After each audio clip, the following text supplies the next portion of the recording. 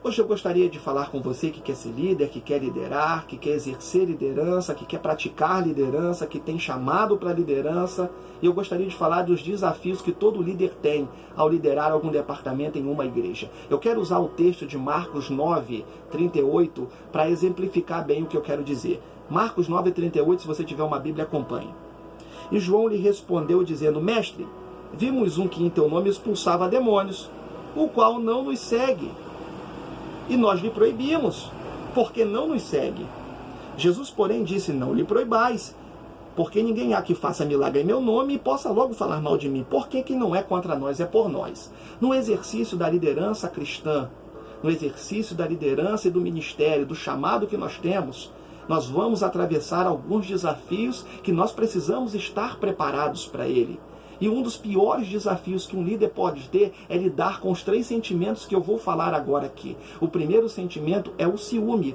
O ciúme é um sentimento que traz divisão, prejudicial, que atrapalha e que muitas vezes destrói todo o resultado de uma equipe que demorou, que lutou para conquistar e que infelizmente por causa de um ciúme de um ou de outro acaba indo tudo por água abaixo, porque a pessoa não teve maturidade para saber lidar com uma situação, saber absorver uma repreensão ou saber entender que às vezes era o momento de uma pessoa e não dela e que infelizmente ela coloca tudo por água abaixo.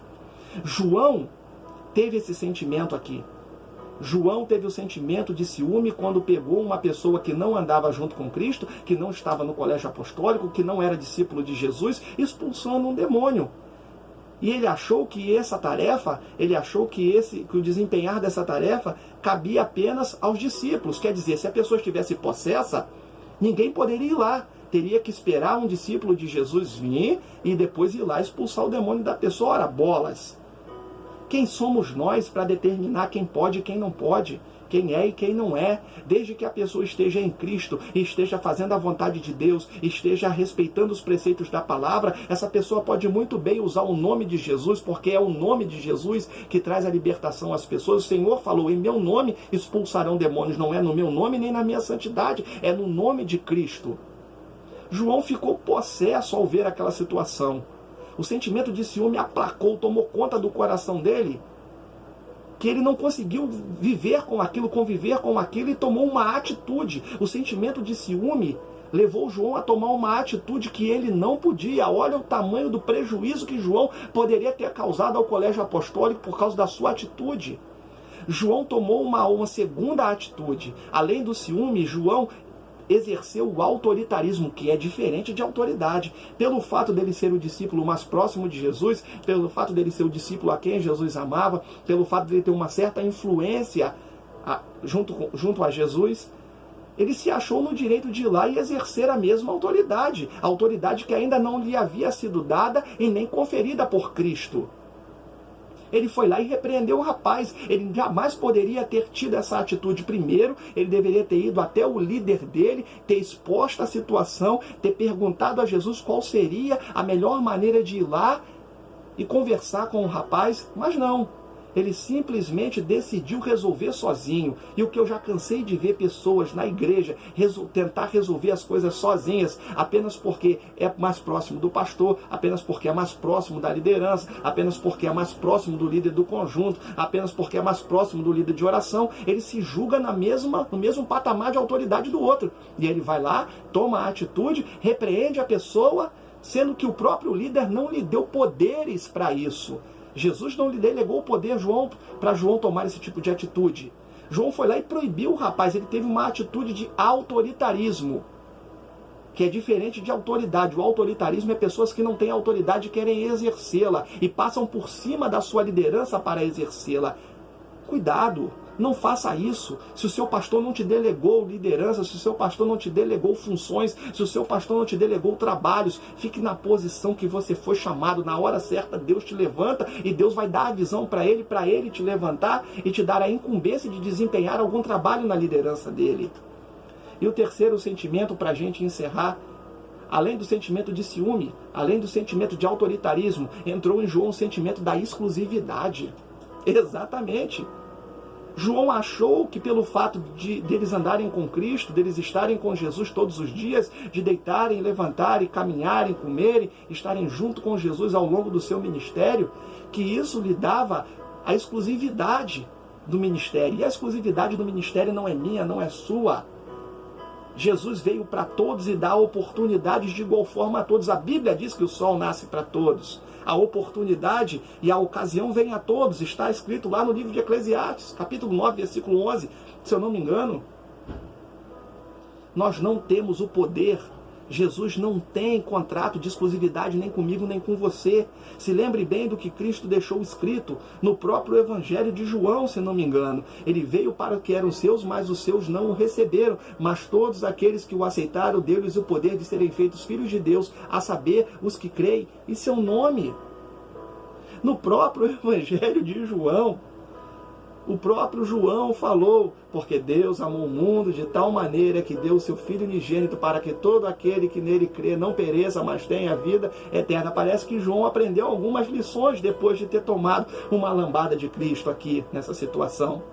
Depois de ter tomado um puxão de orelha, eu acho que ele aprendeu, tanto é que ele escreveu sobre isso depois, falando sobre essas situações aqui. Jesus não é exclusividade minha nem sua, não é exclusividade da minha igreja nem da sua. Não é porque você é da Assembleia, ou você é da Deus e Amor, ou você é da Presbiteriana, ou você é da Batista, ou você é da Mundial, da Universal, não importa. Se Deus lhe deu uma incumbência, uma tarefa, vá fazer a obra de Deus. Quem sou eu para te prejudicar? Quem sou eu para te parar? O próprio Senhor falou. Quem não é contra nós é por nós. Faça a obra, pregue a palavra. Eu não tenho autoridade para dizer se o que você está fazendo é ou não da vontade de Deus. Isso é entre você e Deus vai lhe cobrar se você estiver fazendo errado, se eu estiver fazendo errado. Agora, o que eu não posso é achar que Cristo é exclusividade minha, como Pedro achou. O apóstolo Pedro, após a ascensão de Cristo ao céu, depois da crucificação, Pedro ficou na liderança da igreja junto com Tiago e com João, que eram os cabeças, os pilares da igreja.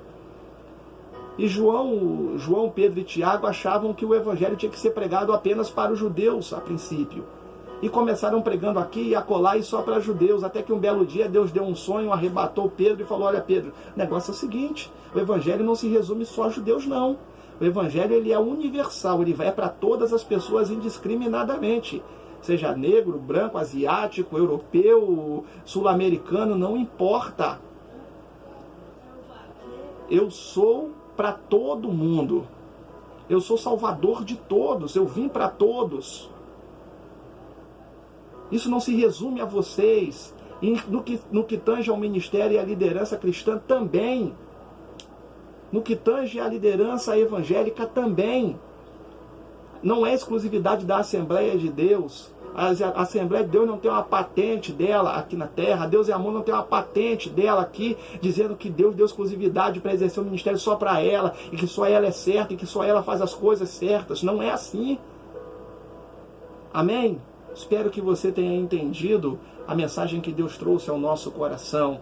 Tome cuidado com a sua liderança, não deixe os sentimentos de ciúme, autoritarismo e exclusividade fazerem parte da sua liderança. Tome cuidado com seus liderados, para que isso não entre no coração deles. Tenha habilidades, busque conhecimento, leia a palavra de Deus, ore, jejue, busque no monte, faça a vontade de Deus, e Deus vai te honrar no exercício da sua liderança. Obrigado por estar conosco, Deus abençoe você, Deus abençoe sua vida. Se você gostou dessa matéria, se você gostou dessa pregação, se você gostou dessa reflexão, dessa mensagem, inscreva-se no nosso canal, clique em inscrever-se, logo aí embaixo uma palavrinha em vermelho, acione o sininho para você receber atualizações e notificações de novos vídeos que vamos estar fazendo aqui.